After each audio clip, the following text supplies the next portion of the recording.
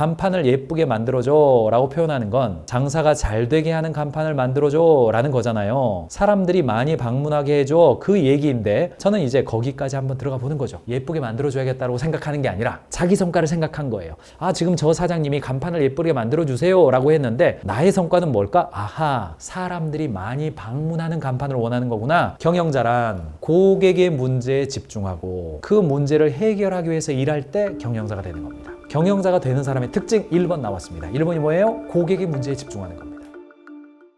Executive Execution, 실행이잖아요. 최고 실행 책임자입니다. 그러니까 CHO, CMO, CFO, CTO, 다양한 CXO들이 존재하지만 최종적인 책임을 지는 사람이죠. 달리 말하면 프레지던트 이야기입니다. 그런데 이 경영자에 대한 정의를 피터 드러커는 경영자란 이렇게 정의 내렸습니다. 명확해요. 경영자, 예를 들어서 뭐 5명 이상이 경영자다, 뭐 10명 이상이 경영자다, 그냥 혼자 프리랜서 하는 사람은 경영자 아니다. 규모에 있지 않습니다. 경영자의 정의는 규모에 있지 않고 뭐에 있습니까? 책임에 있습니다. 피터 드러커의 정의예요. 경영자의 정의를 자기 성과에 자기가 책임을 지는 사람이다, 이렇게 정의를 내렸어요. 그러니까 저기 어디 편의점에서 나 혼자 알바를 해요. 근데 알바를 하면서 자기 성과가 뭐겠습니까? 기본적으로 진열과 창고와 편의점에 있는 자산을 관리하는 것이죠. 동시에 손님이 오면 친절하게 응대하는 것이고, 할 수만 있다면 손님이 와서 껌 하나 집어갈 것, 옆에 있는 초콜릿도 집어갈 수 있도록 업셀링 해주는 거죠. 자기 성과를 규정하는 겁니다. 거기에 대해서 내 스스로가 책임지고 어떻게 하면 보안 관리도 잘하고 요즘처럼 추운 날에는 온도도 잘 관리하고 손님 왔을 때 기분 좋게 가게 하고 동선 꼬이지 않게 하는 거, 요것을 내가 책임지면서 일하는 거예요. 그런 사람을 피터 드러커는 경영자라고 불렀고, 저도 fully 동의합니다. 되게 감각적이다. 결국은 일을 잘하려고 필요한 거거든요. 그런데 저는 감각이라는 말을 현명하게 결정하는 능력, 즉 결정하는 감각으로 좁혀야 된다고 생각하거든요. 최종적인 책임을 지고 의사결정을 내릴 때 굉장히 어떤 그 감각을 가지고 내려야 되거든요. 간판을 예쁘게 만들어줘 라고 표현하는 건 장사가 잘 되게 하는 간판을 만들어줘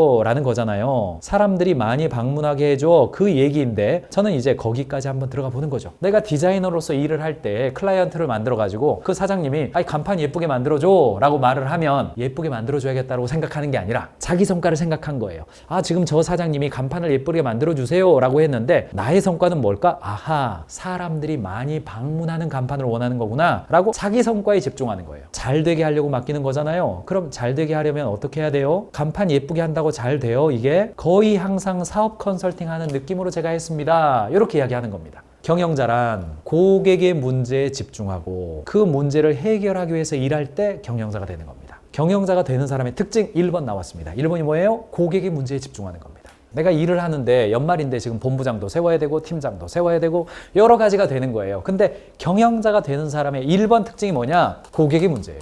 김봉진 대표, 토스의 이승건 대표가 표현할 때는 고객의 문제 혹은 고객의 불편이라고 표현했습니다. 불편이라고 표현했고, 피터 드러커는 이것을 고객 가치라고 표현했어요. 저는 이 옆에다가 제 이름을 끼워놓기 애매하지만 저는 이걸 뭐라고 부르냐? 이웃 사랑이라고 표현합니다. 비즈니스는 사랑이니까 우리 주변에 이웃 사람들이 가지고 있는, 이웃이라고 하는 게 지역적인 이웃이 있는 것이 아니라 주제의 이웃이 있는 거죠. 산업의 이웃이 있는 겁니다. 우리가 포커스하고 우리가 타겟팅을 한 그 고객이 우리의 이웃이란 말이죠.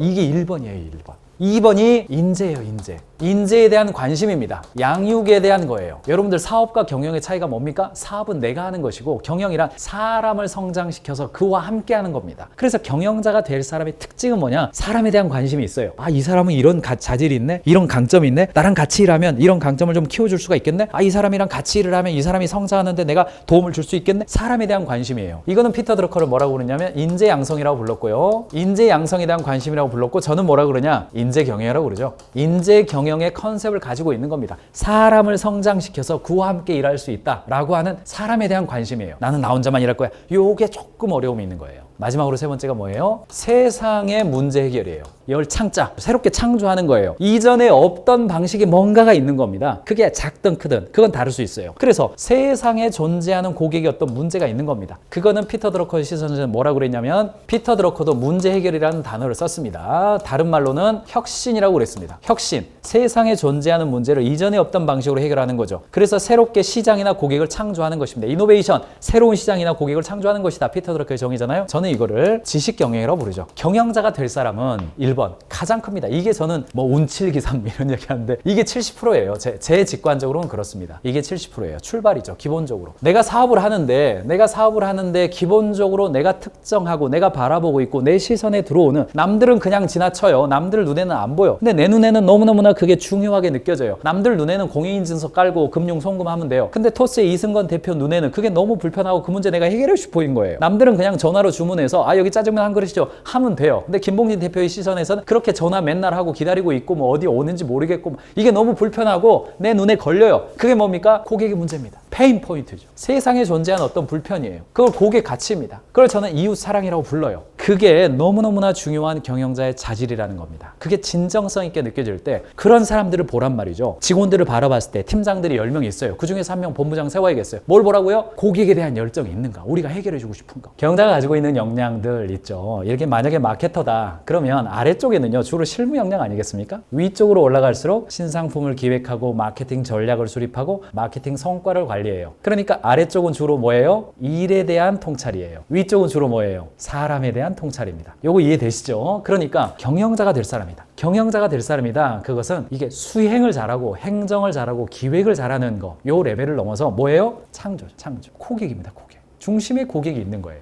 인사를 한번 보세요. 인사. 제가 인사 업무를 오랫동안 했기 때문에 인사를 보면 어때요? 처음에는 1년에서 3년 차는 인사 수행하죠. 교육 진행해요. 3년에서 5년 차 정도 되면 보상 프로그램 관리하고 연간 교육 관리해요. 한 5년에서 7년 정도 되면 TO 관리, 평가, 직무 설계 이런 일을 합니다. 7년에서 10년 정도 되면 전략적 인사 관리를 해요. 그리고 10년 지나면 C레벨, 이른바 CEO 혹은 CHO의 레벨이 오르잖아요. 이 경영자에 대한 이야기는 제가 현장 가서 경영자분들을 만나고 어떤 사람을 경영자로 세워야 될지, 많은 경우 실무 잘한다고 관리자 세워버리면 굉장히 그 팀 자체가 나가리 나버리는 경우가 있습니다. 아주 뭐 극단적인 예입니다만 저희가 판매 사원들을 관리하는 일들을 오랫동안 수천 명을 관리했을 때 판매 엄청 잘하시는 분이 있어요. 판매 엄청 잘하세요. 그런데 그래서 그 사람이 그냥 한 개의 일만 하는 게 아니라 부문장이 돼가지고 다른 사람들을 자신의 판매 노하우를 좀 잘 가르쳐 달라고 팀장을 세우고 부문장을 세워요. 완전 나가리 돼버립니다. 직원들 다 떠나가 버리고요. 막 사람들 싸우고 있고요. 좀 가르치라 그러니까 나는 내 거 파는 게 더 좋아요. 가르치지도 않고. 그래가지고 힘들어지는 경우가 있어요. 물론 당연히 판매를 잘하는 사람이 팀장이 돼야 됩니다. 그런데 판매만 잘하는 사람이 팀장이 되면 이 사람에 대한 통찰이 약하면 어렵거든요. 제가 인사팀을 기준으로 말씀을 한번 드려보면 맨 아래에는 인사 행정을 한단 말이죠. 행정을 해요. 그런데 위쪽에는 전략 파트너가 됩니다. 전략 파트너, 경영자의 전략, CEO의 전략 파트너로서 CHO가 있단 말이죠. 이게 무슨 차이입니까? 아래로 갈수록 일에 대한 통찰이에요. 일을 잘하는 게 중요하단 말이죠. 그런데 위로 올라갈수록 물론 당연히 얘가 1층입니다. 얘가 사라지는 게 아니에요.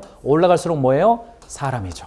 특별히 고객에 대한 통찰이죠. 통찰이라는 말은 이해와 분석과 창조라는 단어를 다 포함한 단어입니다. 사람에 대해서 이해하고 사람에 대해서 분석할 수 있으며 분석으로 끝나는 것이 아니라 사람에 대해서 새로운 아이디어를 창조해 낼 수 있는 것. 그걸 우리가 인사이트, 통찰, 어웨어니스, 자각, 인식, 리플렉션, 반성, 그런 게 필요하다는 이야기죠. 여러분들은 리더가 될 사람들을 키울 때 또는 경영자 레벨에 올라갈 수 있는 사람들을 바라볼 때 어떤 관점으로 봅니까? 실무를 잘하는 거, 그걸 뛰어넘어서 사람에 대한 이해가 있죠. 사람에 대한 관심이 있는 거예요. 피터 드러커가 이런 이야기를 했어요. 자율과 책임으로 높은 성과를 내는 조직을 만드는 일은 다원적인 조직 사회에서 자유와 존엄을 지키는 유일한 길이다. 이게 어떤 이야기냐면, 쉽게 이야기하면 민주주의 사회에서 국민들의 민주주의를 지킬 수 있는 일은 자율과 책임으로 높은 성과를 내는 조직을 만드는 것이다. 성과와 책임 경영은 폭정을 대신한 대안이며 폭정을 막아내는 유일한 방법이다. 이렇게 정의를 내렸어요. 이게 무슨 이야기냐? 이분이 어디서 일했냐면 독일에서 일했어요. 아돌프 히틀러 때문에 권력에 대한 끊임없는 의심이 가졌던 사람입니다. 히틀러가 어떻게 1930년대에 독일 사회를 지배했는지 독일에서 기자로 일하면서 확실히 알았어요. 유태인이었기 때문에 도망갔습니다. 미국에 가서 꽃을 피웠는데 무슨 이야기냐? 경영자가 경영을 경영답지 않게 하고 기업이 기업답지 않게 했을 때, 기업이 제대로 된 책임 경영, 성과 경영을 하지 못했을 때 결국은 국민들을 누구를 기대해요? 정치인들을 기대하게 되고, 그 정치인들에 대한 기대감은 결국은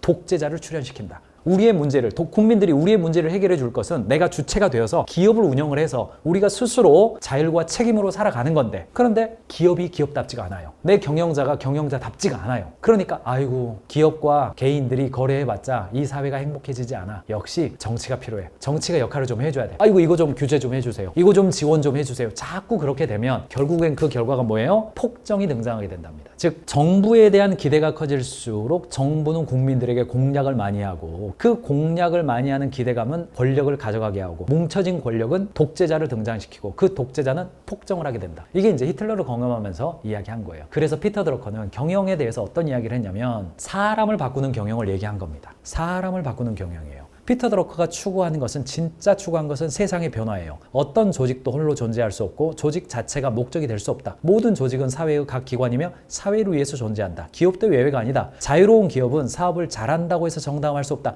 사회에 이로운 사업을 할 때 정당하다. 피터 드러커의 시선에서 이미 이야기를 했습니다. 피터 드러커는 사회적 파괴를 막는 최선의 길이 사람들을 돕되 자신의 유익뿐 아니라 남들의 유익을 위해서도 일하게 하는 것이라고 믿었어요. 그래서 피터 드러커는 경영이란 인간의 활동이다. 쉽게 말해서 경영을 기계가 할 일은 없다. 사람이 기계한테 물건 팔 일도 없고 사람은 여러 가지 기계와 도구를 이용해서 사람을 상대한다. 그러면 경영의 끝지점은 사람이다. 인간이 어떻게 생각하고 인간이 어떻게 행동하고 인간에게 무엇이 중요한지 말일세 나는 사업보다 사람에게 관심이 더 많아. 이게 피터 드러커의 시선이에요. 그러니까 경영자에게 필요한 자질은 밥 포포드가 피터 드러커를 만나면서 정리해 주었던 것처럼 경영자의 관심은 어디여야 된다고요? 사람입니다.